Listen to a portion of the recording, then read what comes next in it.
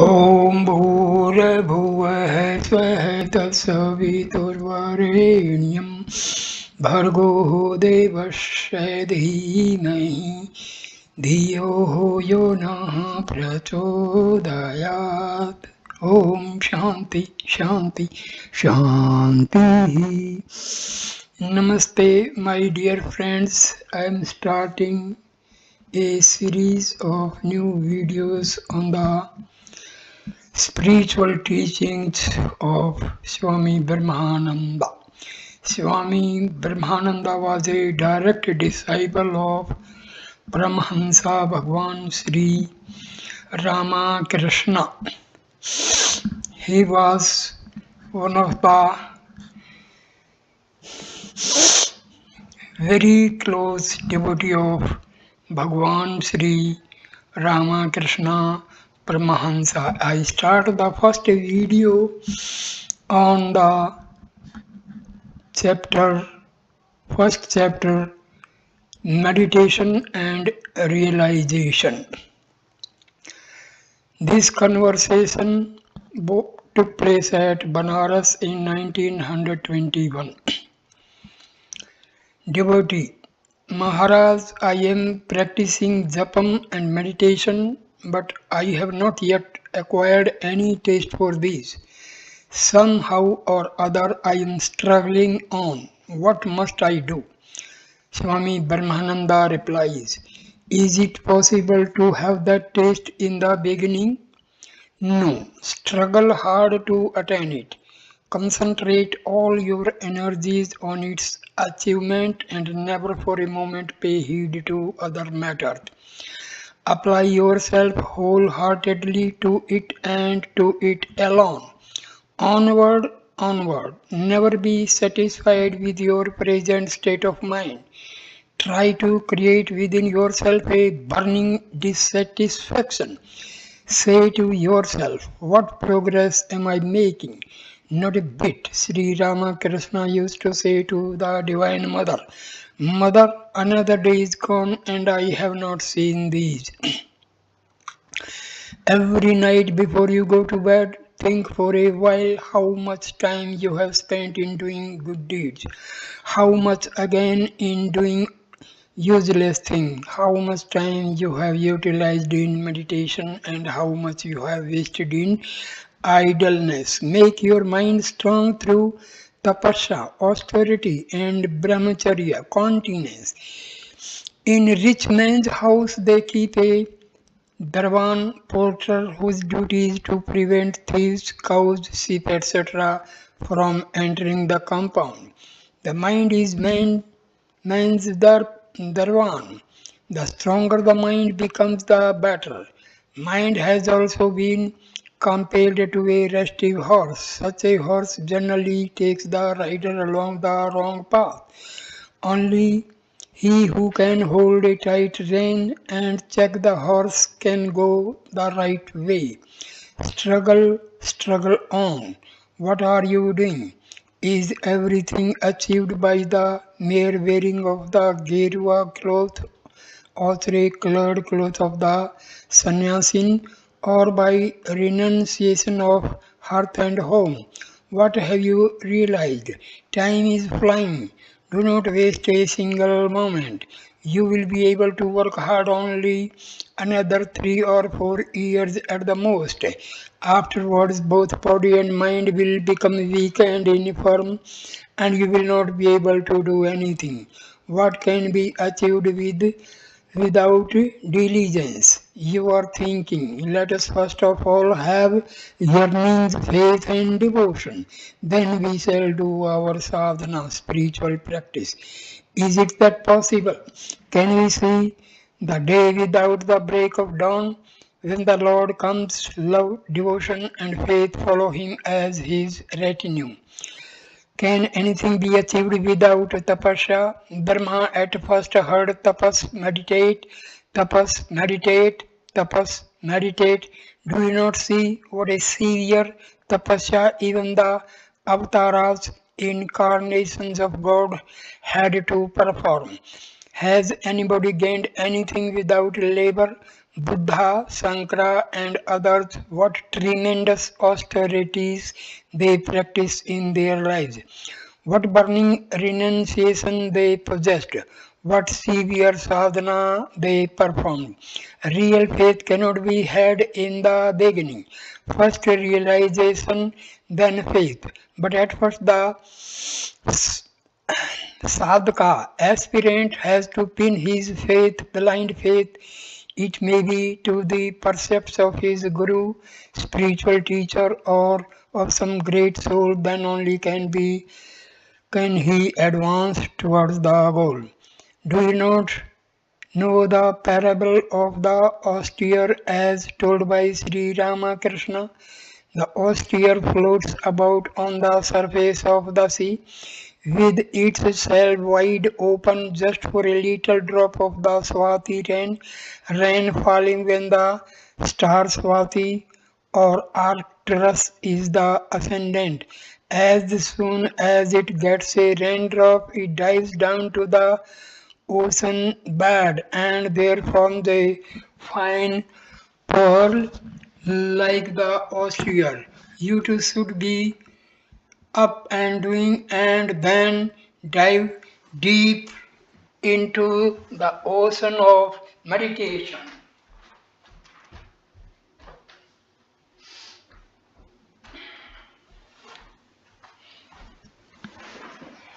You have no self reliance. Personal exertion is an indispensable factor for success in the spiritual life. Do something for a period of at least 4 years. Then, if you do not make any tangible progress, come and take me to task. Japam and meditation are impossible unless you transcend the limitations of rajas, excessive activity, and tamas, inertia or lethargy.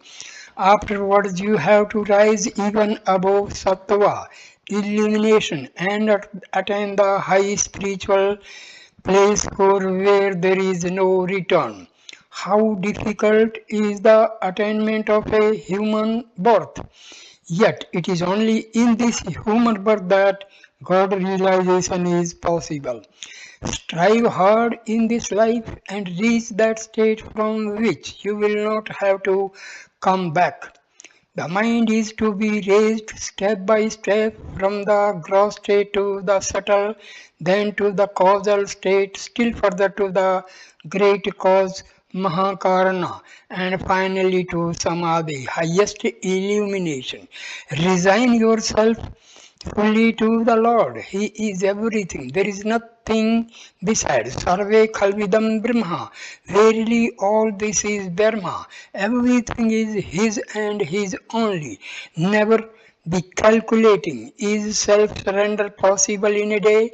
When that is achieved, everything is achieved. One must struggle hard for it.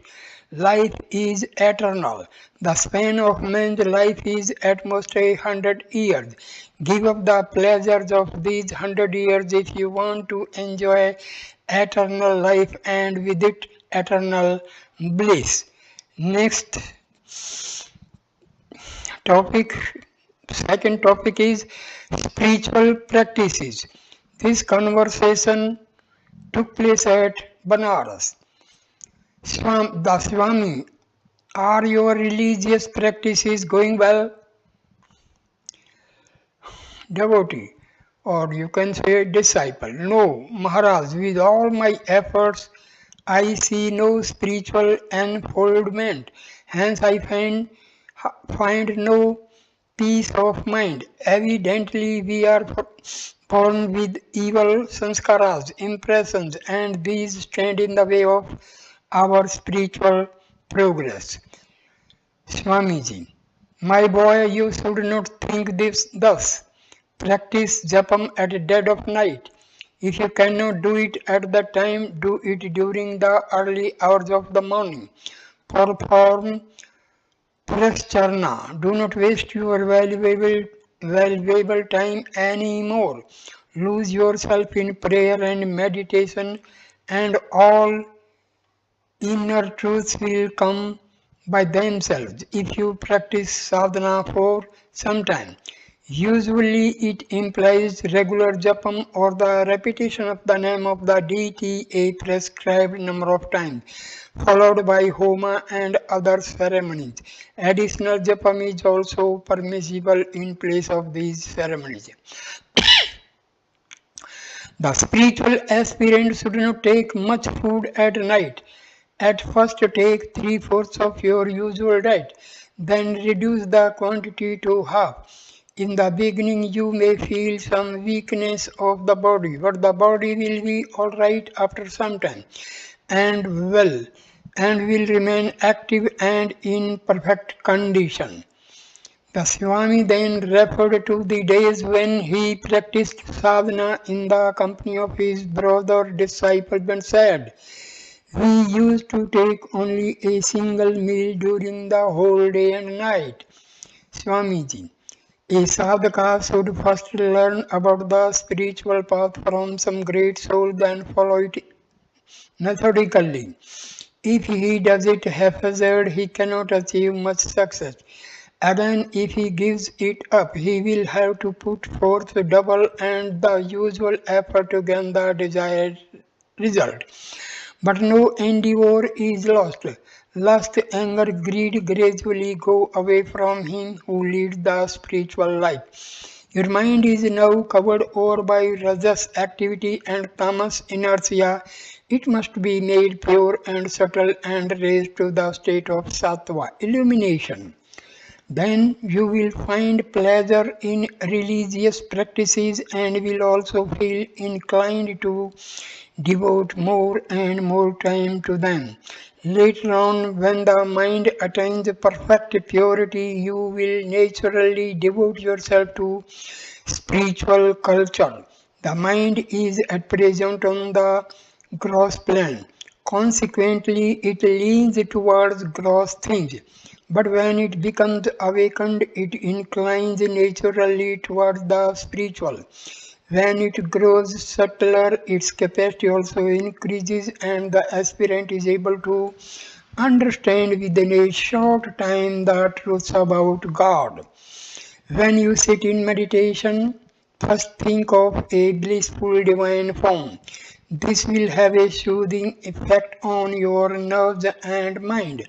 Otherwise, meditation will become dry and tedious. Think of the form of your Ishtam, ideal, as smiling and full of bliss. While away your time no longer. Now the senses are strong and must be kept under control. This is no doubt a troublesome task, but practice sadhana continuously for 7 or 8 years, then you will enjoy the fruits of your practice, the peace and bliss thereof. Many women devotees have attained spiritual illumination. Should you not also strive for it? But women have greater faith than men.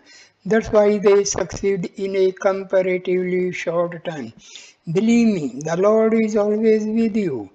If you practice a little, He will extend His helping hand to you. It is He who is protecting us all from miseries and troubles. How unbounded is His grace! How can I describe it to you?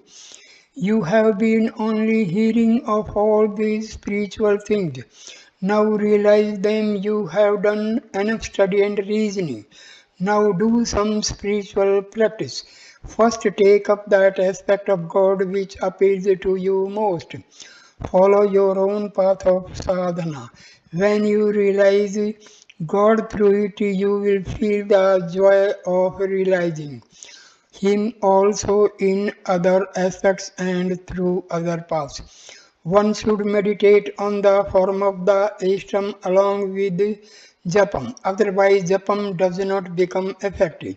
If you cannot think of the whole form, think only of a part. Begin your meditation on the lotus seat of the deity. Continue to do even if you fail in the beginning. Why should you stop until you succeed? Succeed you must. Practice will make everything easy. Is meditation an easy affair? Remember, it is next only to samadhi. Try to leave everything to the Lord. Resign yourself wholly unto Him. Then through your sadhana, self-surrender and everything will come from within. Third topic, worship and meditation. Conversation took place at Banaras. Devotee K. Maharaj, you spoke to us of the practice of puja, worship, meditation, continence and study of the scriptures. What does puja mean? Swamiji. Puja means both external and mental worship. In external worship, certain accessories such as flowers, incense, and water are necessary. It is difficult to get these things always, so mental worship is more convenient for you. After worshipping the Ishtam, chosen ideal, mentally with padaya, water for washing the feet, flowers and incense, which are offered in external worship. Practice meditation and mental japam. In purely mental japam, the mantram, name of the deity, is to be repeated without moving the lips. But in ordinary jap, one has to utter the mantram and there is therefore movement of lips. In meditation, you should think of the form of your Ishtam as effulgent. Imagine that everything is shining through its luster. Think of this effulgence as non-material and possessed with intelligence. This kind of meditation will later on develop into meditation on the formless and infinite aspect of God. In the beginning, the aspirant has to take the help of imagination. Later on, when he develops his spiritual sense, he will feel the presence of the divine. Next, when he gets the highest spiritual vision, he will come face to face with the truth. He is then transported into a different realm altogether, of which this world of matter appears to be a mere shadow and as such something unreal. The mind is then lost in Savikalpa Samadhi, superconscious vision with thought. Next comes Nirvikalpa Samadhi, superconscious vision without thought. There is then the realization of that which is beyond thought and speech. In this state, there is nothing to be seen, nothing to be heard, everything is lost in the infinite. When one attains to this state, one can bring down the mind only with great effort to the world of phenomena, which appear to be unreal. It is Dvaita Vivarjat, beyond duality and non-duality. Some persons attaining to this state took upon the body as an obstacle in the way of unbroken spiritual experience and cast it off in samadhi. It is like the breaking of an earthen jar.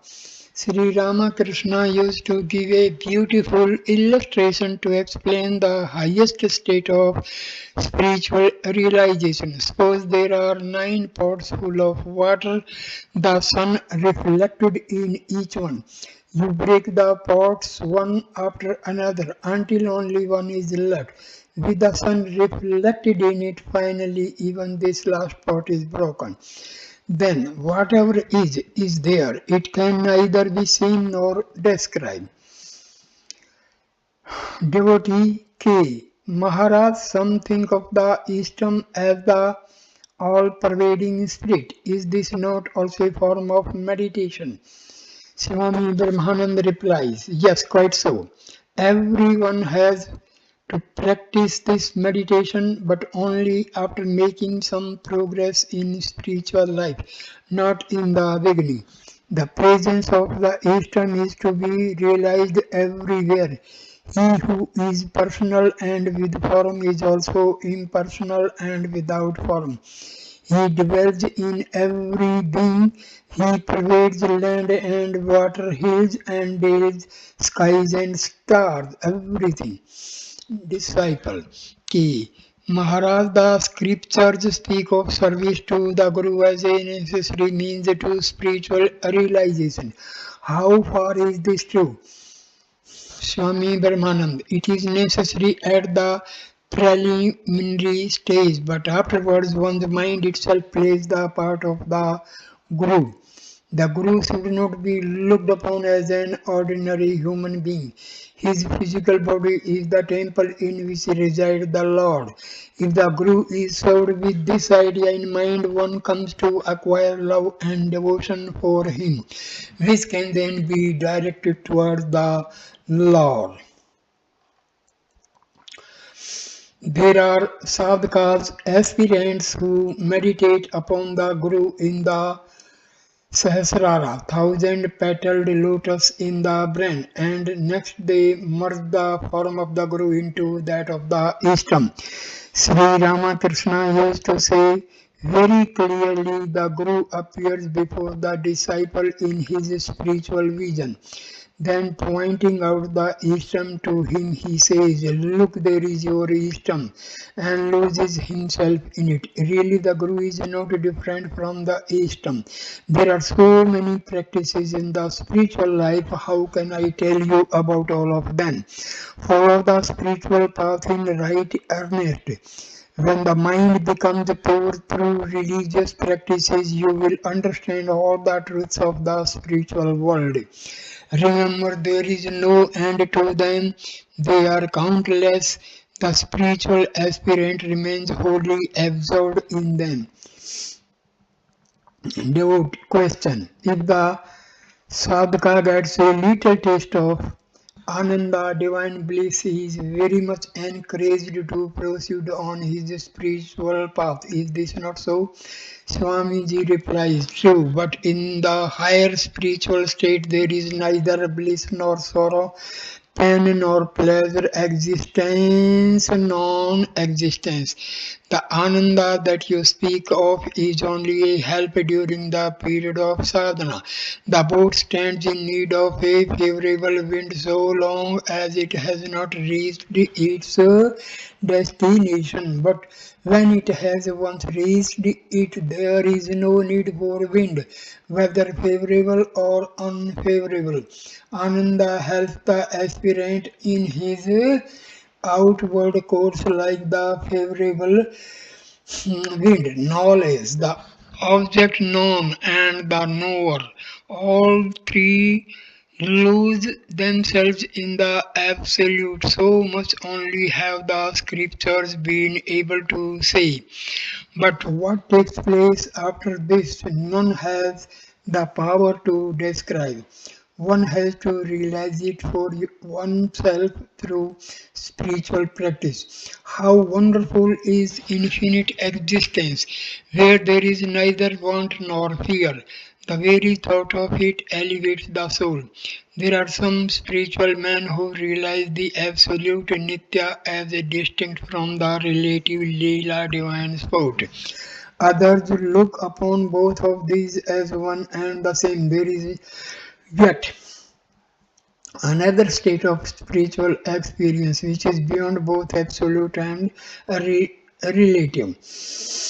Topic number 5. The Kundalini. Conversation took place at Banaras. Question. Maharaj, how can the Kundalini be awakened? Swamiji replies, through the practice of japam, repetition of Lord's name, dhyana, meditation and other spiritual exercises. According to some yogis, there are special forms of meditation and practices which awaken it, but I believe it can be best done through japam and dhyana. The practice of japam is specially suited to our present iron age, that is Kali Yuga. This Kundalini. It is described in the Tantras as a coiled serpent sleeping in the human body. Kundalini is the spiritual power latent in all beings. With its awakening begins the real religious life of aspirant.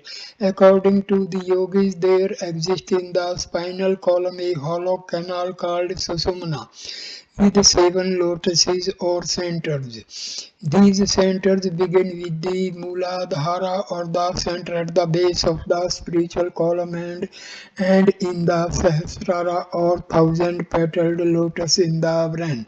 As the Kundalini rises higher and higher, wonderful psychic powers and spiritual visions come to the yogi. When it reaches the Sahasrara, the yogi attains the highest spiritual illumination. There is no other spiritual practice easier than this, but meditation must accompany the repetition of the mantra. Question: does meditation mean thinking of the form of the deity? The Swami. It implies thinking of the divine both with form and without form. Question: Maharaj, is it Guru who decides whether one is fit for meditation or God with form or without form? The Swami. Yes, but the pure mind itself plays the part of the Guru. At times the mind is inclined to think of the form. At other times the formless aspect of the God appears. The other Guru cannot be had always. As the aspirant goes on with his spiritual practices, his power of comprehension also increases. Then his mind can act as a guru. The Yoga Sister Ramana says that mental energy is wasted through various distractions. A part of it is drawn to the body, another part to the senses, still another part to the objects of sense. The mind is tied to many things. Snap all the bonds, collect the scattered forces of the mind, and make them flow in a particular direction. This is the task of the spiritual life. Concentrate the whole mind and direct it to spiritual practices until the goal is reached. Strive, be up and doing. You are young now. This is the time to practice spiritual exercises. You will not be able to do anything when you grow old. In the beginning, it is necessary to do some spiritual exercises as part of the daily routine. Whether the mind likes it or not, these must be followed regularly. Begin your spiritual life in right earnest. If you can concentrate all the distracted powers of the mind, you will find that this will generate a tremendous energy. Do it through japam or through meditation or through discrimination. Know that all these means are equally effective. Take up anyone and merge yourself in sadhana. Do not question any more. First do something, then come and ask questions if you have any. Question: Maharaj, is it true that the Kundalini awakens by the grace of the Guru? Swami replies: through the grace of the Guru, not only can the Kundalini be roused, but everything else can be had, even the knowledge of Brahma. But this grace cannot be attained easily. One has to strive one's utmost to get it. Ask the mind in your calm moments if you have done any spiritual practice. It will tell you that you have done absolutely nothing. Practice some spiritual discipline. Begin now. Devote yourself to this and this alone. Do not pay heed to anything else. Plunge into the very depth of your soul. Topic 5: Work and Worship. Conversation took place at Banaras. The Swami: how are you getting on with your spiritual practices? Disciple S. Maharaj, I do not find enough time for them. There is too much work to do. Swamiji. It is a mistake to think that sadhana, spiritual exercises cannot be practiced for want of time. The real cause is the restlessness of the mind. Work and worship must go hand in hand. It is very good if one can devote oneself solely to spiritual practice, but how many can do it? Two types of men can sit still to doing nothing. One is the idiot who is too dull to be active. The other is the saint who has gone beyond all activity. As the Gita says, without performing work, none can reach worklessness. One can attain knowledge merely through the discipline of work. As we see, even those who give up work and lead a retired life have to spend a good deal of their time in putting up thatches, cooking food, and doing other things. Instead of working for yourself, work for the sake of the Lord. Know that all the work you have to do is Sri Rama Krishna's and Swami Vivekananda's. If you can work with this idea, your work will not bind you. On the other hand, it will improve you in every way spiritually, morally, intellectually, and also physically. Offer your body and soul at the feet of these great teachers. Give yourself up wholly to them. Be their servant and tell them, I give you my body, soul, and all I have. Do with them what you will. I am ready to serve you to the best of my power. If you can do this, the responsibility of your spiritual welfare rests with them. You need not bother about yourself anymore, but you should resign yourself in the right spirit. You should you should not do it with a double doubting heart, taking the name of the God and at the same time keeping your clothes untouched by water. We led a wandering life for 5 or 6 years and then set ourselves to the work. Swami Vivekananda called me aside one day and said, there is nothing in a wandering life. Work for the sake of the Lord. We did various kinds of work, but I do not think it did us any harm. Rather, it did us great good. But we had strong faith in Swamiji's words. I tell you, you must have infinite faith in these two great souls, Sri Ramakrishna and Swamiji, and work for their cause. Do not be afraid. This reference is to Sri Ramakrishna's parable of the milkmaid and the Brahmin priest. A milkmaid used to supply milk to a Brahmin priest living on the other side of a river. Owing to the irregularities of boat service, she could not deliver the milk punctually every day. Once being rebuked for her delay, the poor woman said, what can I do, sir? I have to wait a long time for the boatman. The priest said, woman, people cross the ocean of life by uttering the name of God and cannot thus not cross this little river. The simple-hearted woman believed the priest, and from the next day she began to cross the river uttering God's name. One day the priest asked her why she was never late as before. The woman replied, I crossed the river by uttering the name of the Lord as you bade me do. The priest could not believe this and wanted to see himself how the woman crossed the river. The woman took him with her and began to walk over the water, repeating the name of the Lord. But looking behind, she saw the priest following timidly, holding up his clothes. How is it, sir? She said. You are uttering the name of the Lord, but at the same time, you are trying to keep your clothes untouched by water. You do not fully rely on the Lord. Complete resignation and absolute faith in God are at the root of all miracle. Do not be do not be afraid. Keep yourself faith firm. Hereafter, many will try to shake your faith by saying the work you have taken up has nothing to do with Sri Ramakrishna or Swamiji, but pay no heed to them. Even if the whole world stands against you, never give up what you have once believed to be true.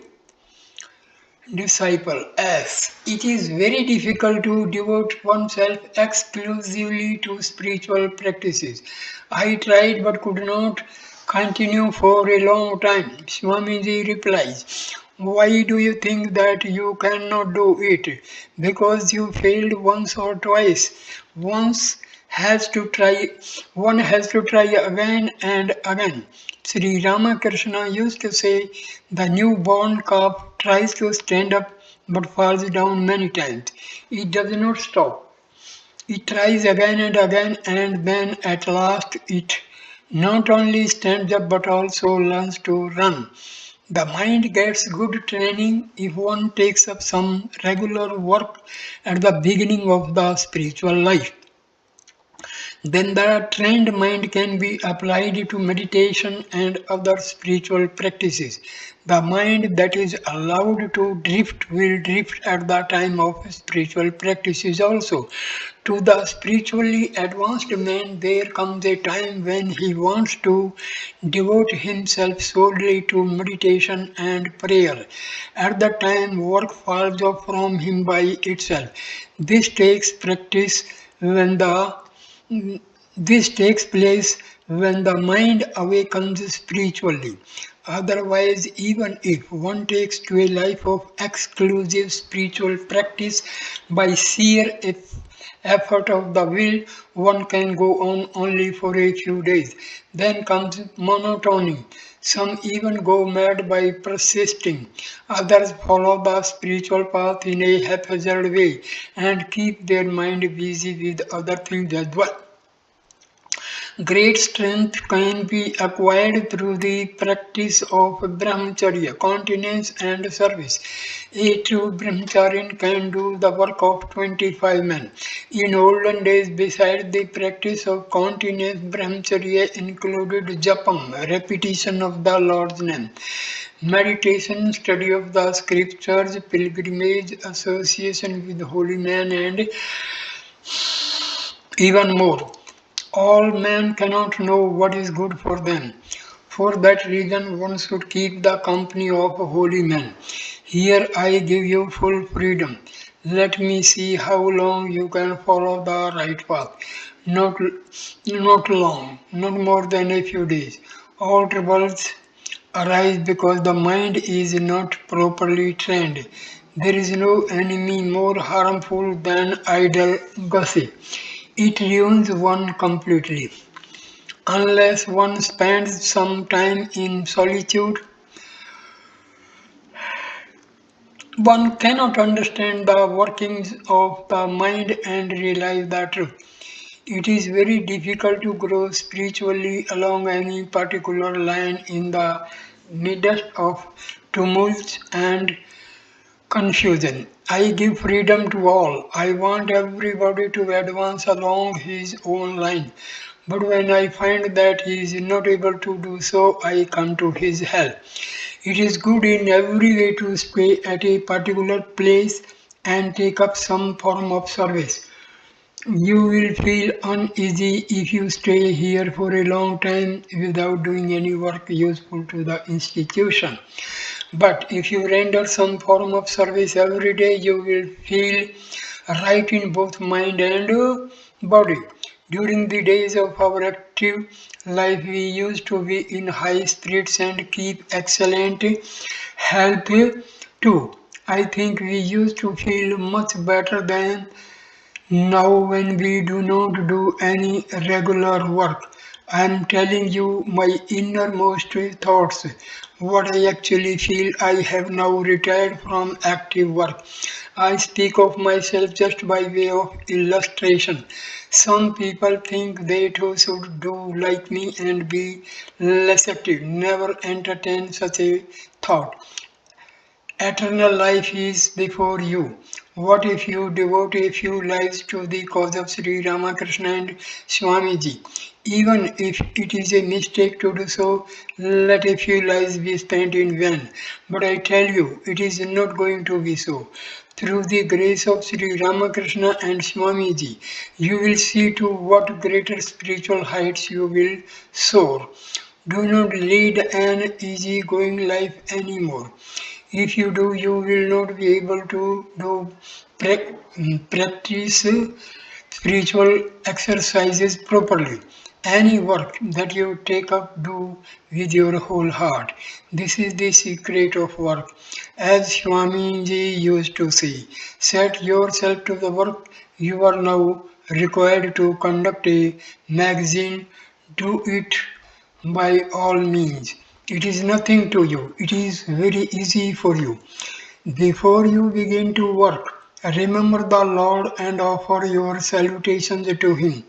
Do the same at intervals in the course of the work and also after you finish it. Spend all your time in thinking of the life teachings and commandments of Sri Ramakrishna and Swamiji. Know in your heart of hearts that the work you do is for their sake. Topic number 6, happiness. This conversation took place at Banaras, the Swami. Do you know why I ask seriously all of you to devote yourselves heart and soul to the Lord? When we were of your age, Thakur Sri Ramakrishna used to push us and make us do our spiritual practices. In boyhood, the mind remains plastic like clay. It receives an indelible impression from whatever it comes in contact with. So long as clay remains soft, you can give it any shape you like. But when the clay is burned, this cannot be done. Your mind now is like unburnt clay. It can be molded in any way you want. It is still pure and untainted, so it can be directed very easily towards God. If the mind is kept wholly occupied with the thoughts of the Lord from this time on, no foreign thought can disturb it. If the mind be now firmly fixed on the divine, you need have no anxiety about your spiritual progress. The mind is like a packet of mustard seeds. If the seeds are once scattered, it is very difficult to gather them up. So I ask you to mold your mind before its energy becomes scattered. When you grow old and energy of your mind has been frittered away, you will have to make very strenuous efforts to concentrate it. If you will experience tremendous difficulty when you try to focus it on a particular object, do you not see how impressionable is the mind of a little boy? You are now like him. If you want to mold yourself, strive for it earnestly from your 16th to your 30th year. After that, there is less chance of achieving illumination. Up to the 30th year, the body and the mind remain fresh. That is the time when the mind can be given a definite shape. But you must labor hard and devote yourselves heart and soul to your ideal of life. Whatever impression the mind may receive during youth will last throughout life. If therefore you have determined to lead a holy life in order to realize God, try your utmost from today. Your health is all right now. The mind also is plastic. This is the time for spiritual practices. Mold your mind through constant struggle. If this period of your life goes by, it will be more difficult to do anything afterward. If you can leave a strong stamp on the mind during this period, if you can make God the be all and all of your existence, if you can devote yourselves sincerely to realize Him, you will be free from all sorrow and pain.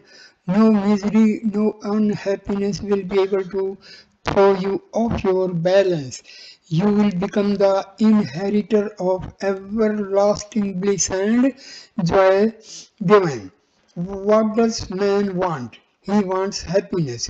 How he runs after it, what plans he makes, what strenuous efforts he puts forth. But does he get it? After many attempts, after many plans, he is baffled. He plans again and again, but to no purpose. In this way, his whole life ebbs away. He has not the good fortune to enjoy peace and happiness at all. He toils hard like a ordinary laborer and in return reaps sorrow and pain. Then he departs from this world, thus he lives and dies in vain. Nothing better can be expected by one who runs after empty pleasures, forgetting the goal of life. If you wish to attain real happiness, you must sacrifice all worldly pleasures, all attachment for fleeting joys, and direct the whole energy of your mind towards God.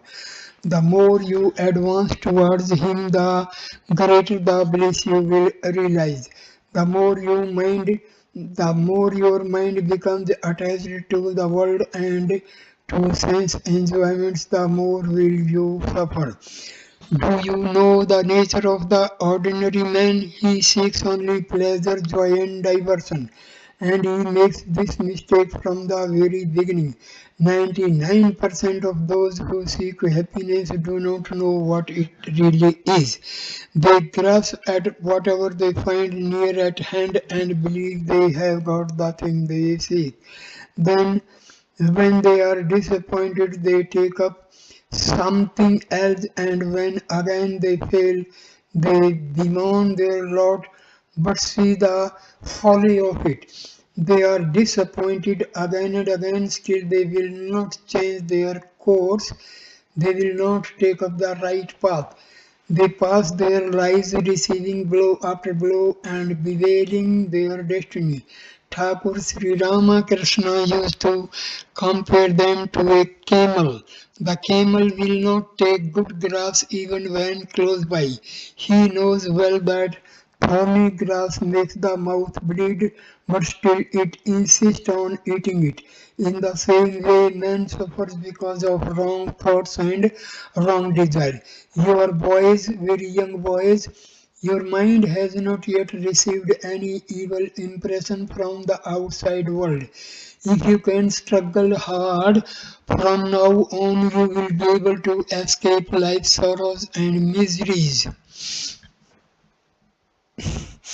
Whatever the riches you may possess, whatever your chances of living a happy and prosperous life, how wide your circle of friends and well-wishers, you will not have real happiness. All these things last for a few moments or at the most an hour. They do not last longer. Then comes a reaction of misery. Thus reaction follows action. If one is to attain true and eternal happiness, one must aspire after that joy, which brings no reaction in its train. Wherein lies that true and eternal happiness? It lies in realizing God. This divine enjoyment alone brings no reaction. All other kinds of enjoyments you can name are followed by reaction. And you must know that wherever these Wherever there is reaction, there is sorrow and suffering. Never forget the ideal of human life. This life is not given us to while away in eating, drinking and sleeping like an animal in idle gossip and such things. When you have been born as a human being, spurn all worldly enjoyments, firmly resolved to realize God and attain infinite bliss. Flinch not even if you die in the attempt. Why have you come away from your hearth and home in the name of God Thakur Sri Ramakrishna? Is it not to realize Him, to get rid of the sorrows and sufferings of the world and attain everlasting peace and happiness? Sincerely struggle then toward the ideal of life. So long as you have strength of body and mind, by no means relax your efforts, saying that you will realize the ideal later on, that it will be possible only through the Lord's grace. It is idler than that talk in this way. I do not want you to idle away your time. If you are not in earnest, speak out clearly. Say, I have a desire to enjoy worldly pleasure. I have not a sincere longing to realize truth, to attain God. Let your speech and your work thought be one. When are you going to do spiritual practices? The best part of life, as I told you, is from the 16th to the 30th year. Do you hope that after wasting these valuable years in useless pursuits, you will be able to take up spiritual practices in old age? Know that it is No, that is cheating, deceiving oneself. Do not cheat yourself. Topic number 7: Worldly life and spiritual life. Conversation at the Balliol Mutt. The Swami. Most people waste their life in trivial concerns. Then, when old age overtakes them, many who are in service retire on pensions and spend their last days at the some place of pilgrimage. They think that thus they will attain bhakti, devotion, and mukti, liberation. They hope also that the tirthas, places of pilgrimage, will enable them to expiate all the sins they have committed. Is it not sheer madness to think thus? What else can it be? He who firmly believes in the purifying power of the tirthas will no doubt receive some spiritual impetus therefrom. The tirthas are always pure and holy, and those who have good sanskaras tendencies are somewhat benefited by them spiritually. That's all. Nothing more can be expected from them. Banaras, however, has to be considered an exception. Many people, for this reason, are anxious to spend the last days of their life. They entertain the firm hope that they will attain liberation if they pass away in that sacred city. The true it is that a man is freed from the bonds of samsara, birth and death, if he breathes his last at Banaras. Vishwanath is the Lord of the universe, and strange and inscrutable are his ways. It is desirable to live at a life in misery and suffering and then attain mukti liberation. Is it not wiser to enjoy the present life in the ecstasy of devotion and spiritual practice and then once for all enter the portals of infinite bliss? As Thakur Sri Ramakrishna used to say, you can enter a house through its front gate or through its back door. But which of these is better? When it is possible to gain entrance through the front gate, why should we enter through the back door? Decide now which of these two you should choose momentary happiness or infinite bliss. The pleasure of this life or the everlasting peace of the life beyond. One great thing to be considered is Kripa, divine grace. The breeze of His grace is always blowing.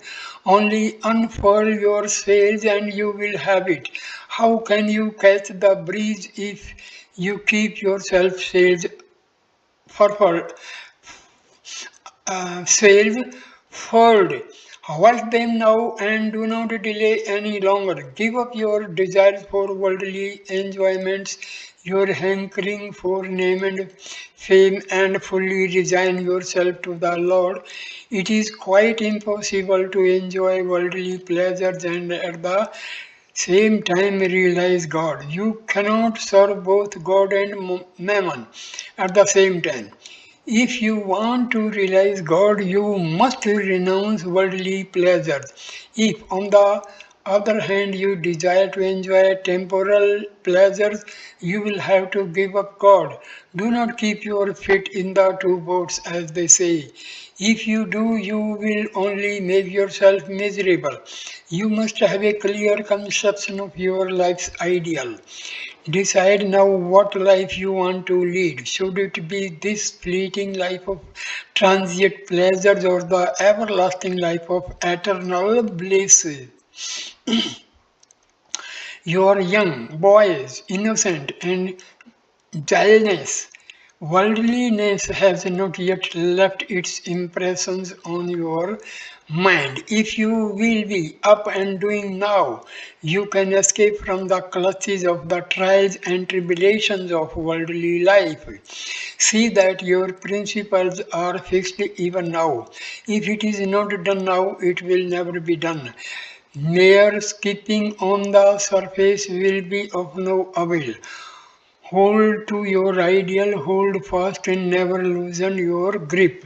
To the man who has accepted God as the be all and end all of life, who has forsaken all desires and cravings for sensual enjoyments, to him God is very near. Such a man binds God with the ties of his love as Yasoda and the gopis did Gopal. Sri Ramakrishna used to say, he who has denied himself for the sake of God has a strong and undisputed claim on him. As one can endearingly demand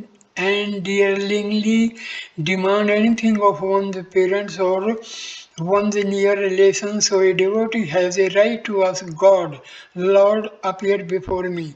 Will you not come? You must come. When a devotee is earnest, go cannot remain unmoved. He hastens to him and takes him on his lap. Oh, how inexpressible that joy!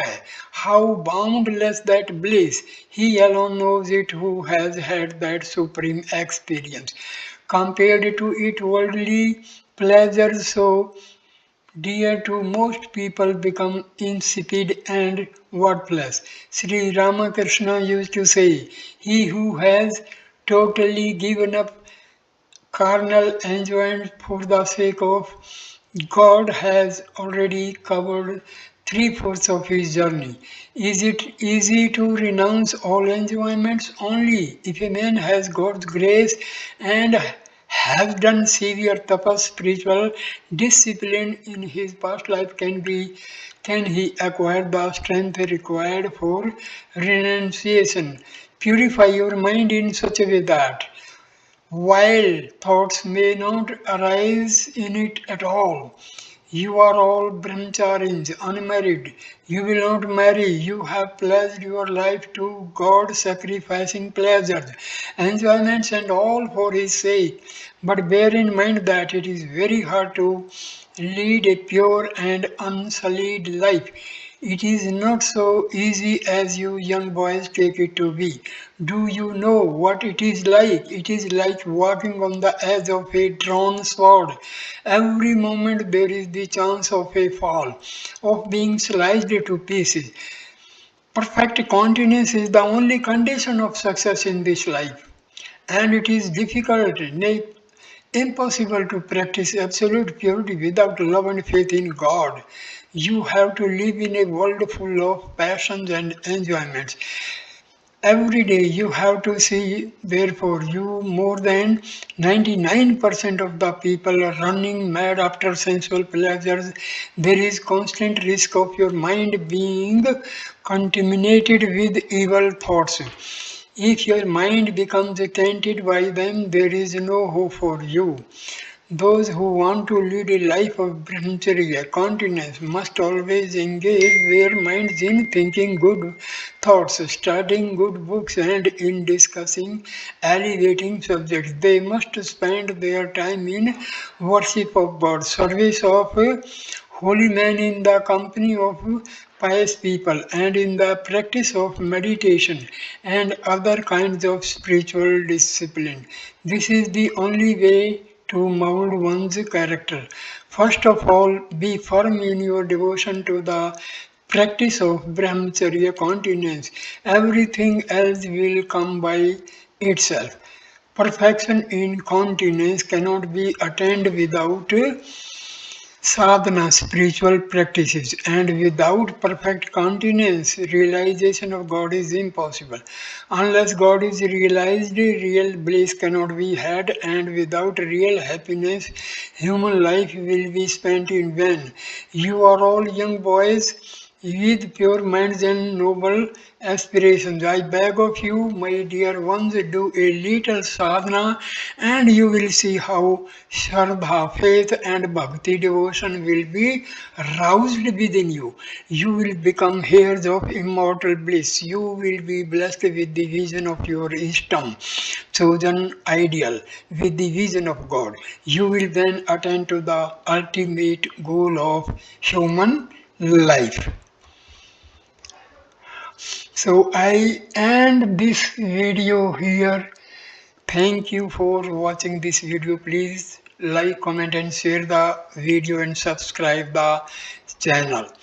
Video number 2 will start with 8th topic, that is realization through self-surrender, and page number 63.